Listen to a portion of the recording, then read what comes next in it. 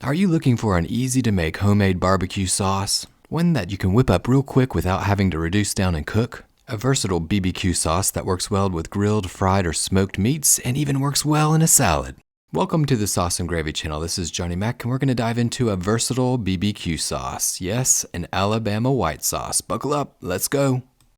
Grab a mixing bowl, throw everything together. This barbecue sauce is that easy. Start off with 1 cup or 250 milliliters of mayonnaise. And add half of a teaspoon of onion powder, 1 teaspoon of garlic powder, and 1 teaspoon of black pepper. Then hit it up with a little bit of salt, about half of a teaspoon.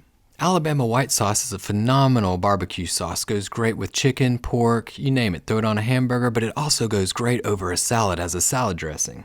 Time to throw in 2 teaspoons of Dijon mustard. And for a barbecue sauce, this Alabama white sauce is really easy to make. So if you're in a time crunch, this is the perfect barbecue sauce for you. Now it's time to start adding our liquids. Add 2 teaspoons of Worcestershire sauce or W sauce.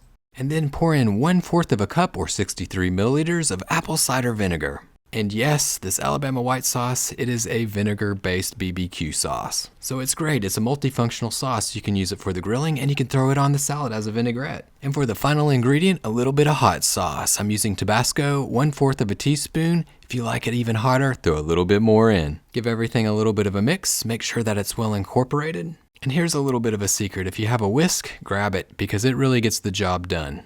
After it's well combined, pour it into a glass jar. I suggest letting it sit in the fridge for roughly about 30 minutes. It'll marry those flavors and become nice and thick. Well, thanks for watching the Sauce and Gravy channel. Hope that you enjoyed the recipe. If you have any questions, leave them in the comments section below. Don't forget to hit that like button, smash that subscribe button, and to remember as always, to live, love, and make gravy.